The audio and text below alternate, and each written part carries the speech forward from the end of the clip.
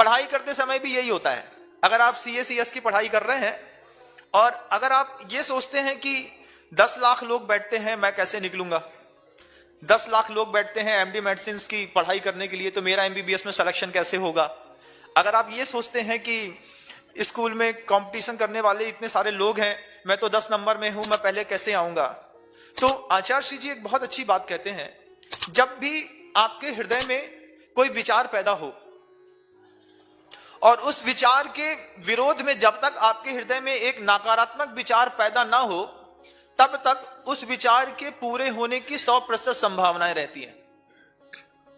फिर से कहूं, आपके हृदय में कोई विचार पैदा हुआ कि मुझे ऐसा करना है, मुझे माउंट एवरेस्ट की पहाड़ी को चढ़ना है, विचार पैदा हुआ। अब जब तक आपके हृदय में इसका नेगेटिव थॉट्स पैदा नहीं होता, जब तक आप ये नहीं सोच लें अरे वहां चढ़ेंगे फिसल गए तो, गिर गए तो, अब मान लो वहां पर चढ़े ठंडी कितनी रहती है, सांस लेने में तकलीफ तो नहीं होगी, खाने की क्या जरूरत होगी, गड़ छूट जाएगा। जैसे ही नेगेटिव थॉट्स आते हैं वैसे ही आपके पॉजिटिव थॉट्स की कैपेसिटी कम होती चली जाती है। चाहे आप 4th क्लास में पढ़ते हो, आप 6th में पढ़ते हो, चाहे आप व्यवसाय करते हो, चाहे आप घर चलाते हो, चाहे आप साधना करते हो, चाहे आप आचार्य हो, चाहे अरिहंत हो, जहां भी नकारात्मक विचारों ने आपके जीवन में प्रवेश किया और आप असफल होना शुरू हुए, और यही नकारात्मक विचार जब तक दिमाग में नहीं आते, अरे नहीं हम सब कर लेंगे, तुमने इसके माइनस पॉइंट्स के बारे में सोचा नहीं, हमने माइनस पॉइंट्स के बारे में ना देखा ना सोचा, मात्र हमने पॉजिटिव पॉइंट सोचा, अपना लक्ष्य। महाभारत के उस प्रसंग से अपने को भी प्रेरणा लेनी है कि जब गुरु द्रोणाचार्य ने बहुत सारे शिष्यों से एक साथ कहा कि तुम्हें पेड़ में क्या क्या दिखाई दे रहा है, तो कोई कहता है कि डाल पत्ती, कोई कह रहा है कुछ, कोई पंछी, कोई चहचहाट, दुनिया भर की बातें। लेकिन लक्ष्य भेदने वाले ने कहा कि मुझे सिर्फ अपने लक्ष्य के अलावा कुछ दिखाई ही नहीं दे रहा है। जब तक आपको आपके लक्ष्य के अलावा कुछ भी दिखाई देता रहेगा, तब तक आप कभी भी अपने लक्ष्य को प्राप्त नहीं कर पाएंगे। कोई भी कॉम्पिटिटिव एग्जाम जो बच्चे बाहर रह करके कर रहे हैं, इंदौर में, बेंगलोर में, दिल्ली में, कोटा में, रायपुर में, भिलाई में, कहीं भी रह करके आपका बच्चा कोई कॉम्पिटिटिव एग्जाम करता है, पास करता है, आपको क्या लगता है बच्चा क्यों पास नहीं होता? इसका सबसे बड़ा कारण बताता हूं। कोई भी बच्चे CA/CS करने वाले, IAS करने वाले, IPS करने वाले, IRS में जाने वाले, सिम्बायोसिस में जाने वाले, ME करने वाले, BTech करने वाले, ये अपने कंपटीशन में पास क्यों नहीं होते हैं पहली बार में? इसका सबसे बड़ा कारण एक तो नेगेटिव थॉट्स है, और दूसरा उन्होंने अपने कंपटीशन का बैकअप तैयार करके रखा है। हर पढ़ने वाला स्टूडेंट जब आपके घर से निकल करके कहीं भी कोचिंग एलिन ज्वाइन करता हो, चाहे वो बाजीराव ज्वाइन करता हो, चाहे कहीं भी ज्वाइन करता हो, नाहटा जाता हो, चाहे कहीं भी पढ़ता हो, उसके दिमाग में जब तक ये बैकअप रहेगा कि अगर मेरा IPS में सिलेक्शन नहीं हुआ तो मैं अपने पापा का बिजनेस संभाल लूंगा। जब तक आपके पीछे आपके दिमाग में आपका बैकअप है, तब तक आप कोई भी कॉम्पिटिटिव एग्जाम फाइट नहीं कर सकते। और अगर आपके दिमाग में बैकअप नहीं है, अगर मुझे करना ही है, अगर मैं नहीं कर पाया तो मेरे पास कुछ है ही नहीं है, तो सर्विस क्लास वालों में देखिएगा आप रहे करके कि अगर पिता सर्विस क्लास में रहते हैं तो बच्चे की सर्विस 100% लग जाती है, क्योंकि बच्चे को पता है कि मेरा अगर सर्विस नहीं लग रही है तो इसके अलावा मेरा कोई बैकअप नहीं है। और जो बिजनेस सेक्टर से बच्चे पढ़ाई के लिए जाते हैं और अर्थकारी विद्या पढ़ते हैं, प्रोफेशनल एजुकेशन जो लेने के लिए बड़े बड़े हायर इंस्टीट्यूट में, IIT में जाते हैं, किसी भी बच्चे के दिमाग में जब तक बैकअप रहेगा कि अगर मैं CA में पास नहीं हुआ तो पापा की दुकान चला लूंगा, अगर मेरा MD MBBS में सिलेक्शन नहीं हुआ तो मैं BDS कर लूंगा, अगर मेरा BDS में सिलेक्शन नहीं हुआ तो मैं DMLT के कोर्स करके पैथोलॉजी की दुकान खोल लूंगा, अगर मेरा वकालत में सिलेक्शन नहीं हुआ तो मैं अपना चेंज कोर्स करके कॉमर्स को पकड़ के कहीं और चला जाऊंगा। आपने जब आप घर से निकले हैं तो अपना बैकअप साथ में लेकर के निकले हैं, और जो आदमी अपना बैकअप साथ में लेकर के निकलता है उसको अप नहीं होता, मात्र बैक होता है। और लाइफ में इसलिए बार बार बैक लगता है, पेपर क्लियर नहीं हो पाते हैं। CA के लास्ट पेपर में देखना कई बार ऐसा होता है कि बच्चा एक पेपर से रुक जाता है, और जैसे ही वो एक पेपर से 4-6 बार रुक जाता है तो फिर वो अपना बैकअप एक्सक्यूज चूज करता है कि मैं ऐसा नहीं करता हूं, मैं ऐसा कर लेता हूं। उसने दिमाग में आपका बैकअप आपको आगे नहीं होने देता। और आचार्य श्री जी कभी भी अपना बैकअप नहीं रखते साथ में। आप तो अपने मोबाइल का भी बैटरी बैकअप रखते होंगे ना, उनका कोई बैकअप नहीं है लाइफ का। गुरुदेव इस कृतिकार मुक्त माटी के रचनाकार जब भी कोई काम करते हैं तो एक्सक्यूज कभी नहीं सोचते। महापुरुषों की खासियत रहती है, वो ये नहीं सोचते कि अगर ये नहीं कर पाए तो ये करेंगे। आचार्य श्री जी क्या सोचते हैं, पहले मैं ये करूंगा, उसके बाद मुझे जो करना है मैं वो करूंगा।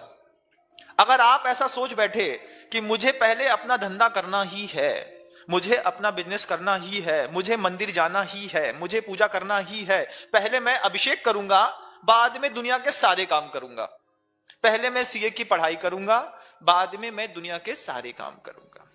लेकिन आप क्या करते हैं, अपना एक्सक्यूज ढूंढ लेते हैं और आपकी लाइफ डिस्टर्ब हो जाती है। ये एनर्जी इनबैलेंस करने का सबसे बड़ा कारण है आपकी माइंड का बैकअप। और आचार्य श्री जी यहां कृतिकार मुक्त माटी के रचनाकार क्या कहते हैं, इसलिए सुनो, आयास से डरना नहीं, प्रयास करने से कभी अपने आप को छोड़ मत देना, और आलस से करना नहीं, और आलस भी मत करना। प्रकृति बदल रही है, ठंडी आ गई है, तब 10 बजे उठेंगे, 11 बजे उठेंगे। तो जो भी स्टूडेंट हैं, अगर उन्होंने अपना टाइम रूटीन चेंज कर लिया कि सवेरे 4 बजे उठने वाले अब सोच रहे हैं 8 बजे उठेंगे, 8 वाला सोच रहा है 10 बजे उठेगा, और ये आलसीपन आपके दिमाग में आया और आपके एग्जाम के प्रत्येक सेकंड के 1 नंबर कम हो गए।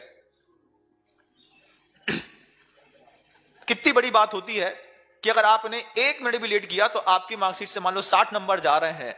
ऐसे लोग कभी भी प्रगति के साथ अपने मन को बहलाने की कोशिश नहीं करते। वो तो ये देखते प्रगति कुछ भी हो, मेरी नियति जो है मैं तो वो करके रहूंगा। किराना दुकान वाले को देख लो, कितनी भी ठंडा क्यों ना हो, 7:30 पे दुकान खोल देता है, मतलब खोल देता है, और उसकी दुकान में मान लो धूप नहीं भी आती है, छाया में दुकान बिल्कुल ठंडी हो जाती है, उसके बाद भी वो दुकान में बैठा रहता है। क्यों? ये साधना है धन कमाने की। जैसे उसकी साधना है दुकानदार की धन कमाने की, ऐसे ही विद्यार्थी की साधना है विद्या का अर्जन करने की। प्रकृति से कभी भी अपने आप को ढालने की और प्रकृति के साथ मिल करके बहकने की कोशिश मत करना। मरी मछली होगी जो पानी के बहाव के साथ बहेगी। आप लोगों को सजगता की आवश्यकता है। टाइम मैनेजमेंट दुनिया की सबसे बड़ी चीज है। प्रकृति जैसे बदलती है, हमारा टाइम का बायोलॉजिकल क्लॉक भी चेंज धीरे धीरे होता चला जाता है। गुरुदेव कहते हैं आयास से डरना नहीं, आलस से करना नहीं। फिर आगे कितनी अच्छी बात, कभी कभी, मतलब हमेशा नहीं, कभी कभी साधना के समय ऐसी भी घाटियां आ सकती हैं कि थोड़ी सी प्रतिकूलता में जिसकी समता वह आकाश को चूमती थी, उसे भी विषमता की नागिन सूंघ सकती है। कह रहे हैं, आचार्य कहते हैं कभी कभी, हमेशा नहीं आएंगी घाटियां, उतार चढ़ाव जीवन में हमेशा नहीं आते, कभी कभी आता है, और वो भी सबको नहीं आता, किसी किसी को आता है। तो कभी कभी साधना के समय ऐसी भी घाटियां क्या, उपसर्ग या परिचय, ये घाटियां हैं। उपसर्ग और परिचय रूपी ये घाटियां आ सकती हैं साधक के जीवन में, और जब वो उपसर्ग आता है या फिर जब वो परिचय जीवन में आते हैं, थोड़ी सी प्रतिकूलता में जिसके सामने समता शिरोमणि शब्द लिखा था, वे समता शिरोमणि कहलाने वाले भी थोड़ी सी प्रतिकूलता में जिसकी समता वह आकाश को चूमती थी, उसे भी विषमता की नागिन सूंघ सकती है। जब तक प्रतिकूल वातावरण नहीं है तभी तक हम अच्छे हैं, तभी तक हमारा स्वभाव अच्छा है, तभी तक हमारा व्यवहार अच्छा है, तभी तक हमारा संसार अच्छा है। और जैसे ही थोड़ा सा प्रतिकूल वातावरण बनता है तो पहले यह समझना होगा कि प्रतिकूल वातावरण के कारण हमारी समता खो जाती है कि प्रतिकूल मन स्थिति के कारण हमारी समता खो जाती है। वातावरण तो अभी भी बहुत ज्यादा प्रतिकूल है। मान लीजिए आपको भूख लगी है, खाना नहीं मिल रहा है, कुछ भी नहीं मिल रहा है, प्रतिकूल वातावरण है। अब प्रतिकूल वातावरण के कारण आपको दुख है? नहीं, आपकी उस मन स्थिति के कारण कभी भी पौद्गलिक कोई भी द्रव्य दुख का कारण नहीं बनता। पौद्गलिक द्रव्यों के कारण अंतर्मन में उत्पन्न हुए विचार, वह मनस्थितियां ही आदमी के जीवन में प्रतिकूलता पैदा करती हैं। इसी को आचार्य श्री जी कहते हैं कि अपने ही वातावरण में, अपने ही मन में अपना ही नरक पैदा करके ऐसा कौन सा जीव है जो अपने मन का नरक नहीं भोगता? परिस्थितियां ऐसी है ही नहीं, लेकिन आपने अपने मन के अंदर ऐसी परिस्थितियां विचारों में निर्मित कर ली हैं, और उस मन के नरक से तुम कितने त्रस्त हो, बगल वाले को तो पता भी नहीं है कि आपके मन के अंदर किसी प्रकार का संक्लेश है, कसाय है, ईर्ष्या है, द्वेष है। बगल वाले को तो पता भी नहीं है, और तुम क्या सोचते हो सब पता है, उसके बाद भी बन रहा है, उसको पता ही नहीं है। तो ये जो मनस्थिति आपने खराब करी है अपनी, जिसके कारण आपको लग रहा है, आप अपने आप को छोटा समझते हैं, आप अपने आप को बच्चा समझते हैं, आप अपने आप को गधा समझते हैं, जिसके कारण आप अपने आप को मजदूर समझते हैं, मजबूर समझते हैं, ये सब आपकी स्वयं की मानसिकता है। बगल वाले ने नहीं कहा कि तुम मजदूर हो, बगल वाले ने नहीं कहा तुम मजबूर हो, बगल वाले ने यह भी नहीं कहा कि तुम्हारे अंदर यह कमी है।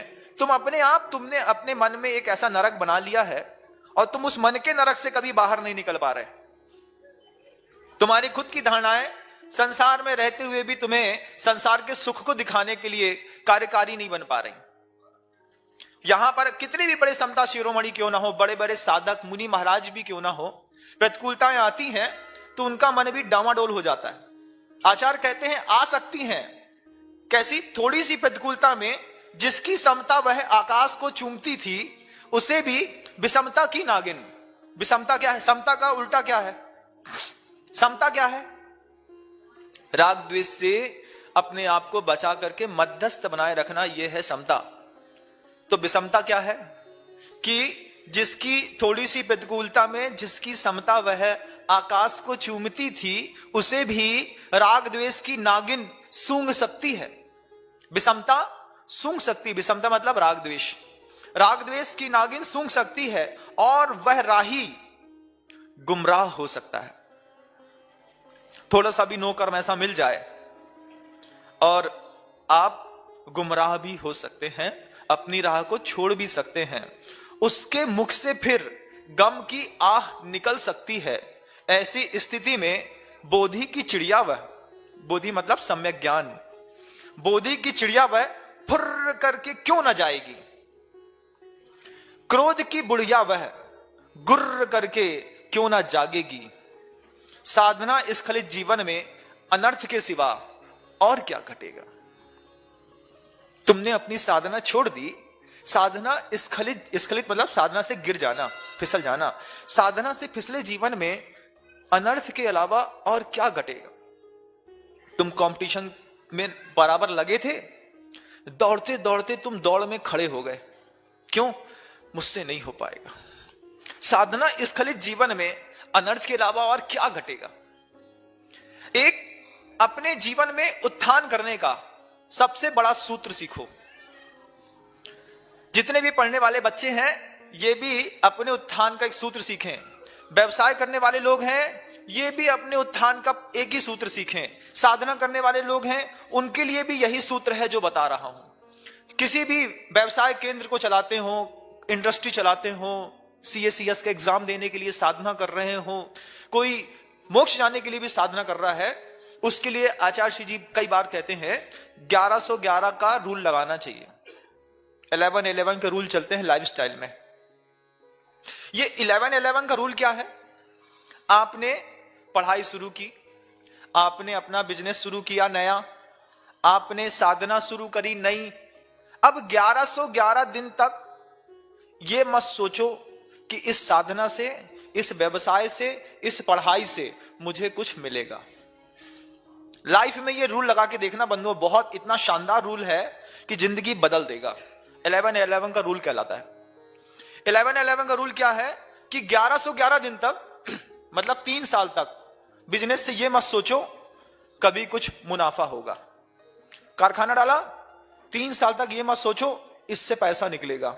साधना करी, मुनि बना, आर्यका बना, 3 साल तक मत सोचो कि मेरी साधना का की प्रकर्षता और प्रखरता मुझे खुद दिखाई देगी। CACS कर रहा है, 3 साल तक कुछ मत सोचो कि इसका रिजल्ट अच्छा आएगा। सिर्फ पढ़ो, सिर्फ करो। 1111 का रूल लगाओ मात्र, और 1111 दिन तक किसी भी पुरुषार्थ में पलटो मत, किसी भी पुरुषार्थ करने में अपने आप में उससे किसी चीज की अपेक्षा मत रखो। 1112वां दिन आएगा और जिंदगी भर के लिए वो तुम्हारी साधना तुम्हें धन धान्य से भरने लगेगी। लेकिन हमारी आदत कैसी है? हमारी आदत व्हाट्सएप की लाइव जैसी हो गई है। आप मोबाइल खोल लो, एक चीज ऑन कर लो, एक चीज ऑन करते हो, 3 मिनट सुनते हो और 3 मिनट सुने, अरे यार इसमें कोई दम नहीं है, दूसरा लगा दिया। उसको भी तुमने 4 मिनट सुना, इसमें भी मजा नहीं आ रहा, नीचे वाला ऐड बहुत अच्छा दिख रहा है, इसको चालू कर दिया।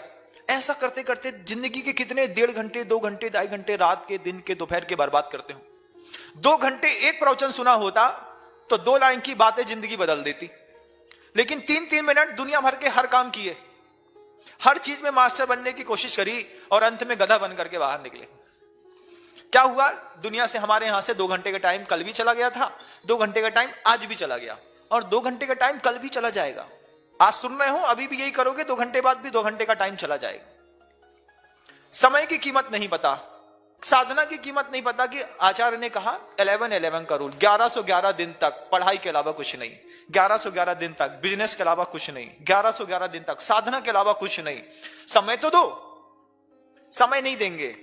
हर 5 मिनट में अंगूठे के जैसे दिमाग की मानसिकता और विचार बदलेंगे। 3 महीने किराने की दुकान खोली, इसमें मुनाफा नहीं हो रहा, कपड़ा की खोल लेते हैं, कपड़ा की खोल लो। कपड़ा की 4 महीने खोली, सीजन नहीं चला, समझ में नहीं आ रहा, एक रिडक्शन सेल लगा देते हैं, पूरे कपड़े की दुकान बेच डाली, पूरी की पूरी किराने की दुकान बेच डाली। अब क्या करें यार? जोशी को दिखाया था, वो कहता था कि लोहे का धंधा अच्छा रहता, लोहा का करके देखते हैं। अगले 3 महीने बाद लोहे का धंधा डाल दिया। फिर लोहा का, जैसे तुमने लोहा खरीदा, लोहा 50 रुपए था, तुम्हारे खरीदने के बाद 42 रुपए हो गया। फिर माथा कूटा, फिर महाराज के पास गए, महाराज कुछ उपाय बताओ।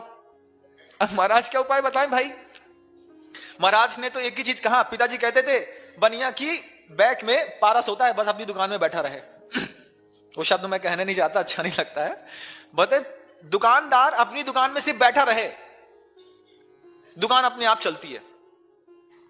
लेकिन हमारी क्या आदत है कि हम दुकान खोलते हैं और दुकान में ग्राहक ही नहीं रहता, तो हम पड़ोसी की दुकान में जाकर के खड़े हो जाते हैं, बात करने लगते हैं, क्यों भाई क्या चल रहा है।